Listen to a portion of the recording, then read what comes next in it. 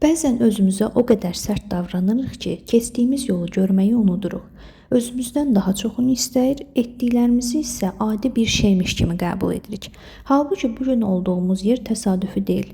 Buraya çatmaq üçün yorulduğumuz günlər də oldu, imtahandan keçdiyimiz anlar da, səbirli olmağa məcbur qaldığımız zamanlar da. Bunlar səni bugünkü sənə çevirdi. Ona görə də özünü kifayət qədər yaxşı olmadığın üçün qınayanda bir anlıq dayan və özünə bu cümlələri de. Bugünkü mənə çatmaq üçün çox əziyyət çəkdim, çox çalışdım, çox mübarizəm oldu.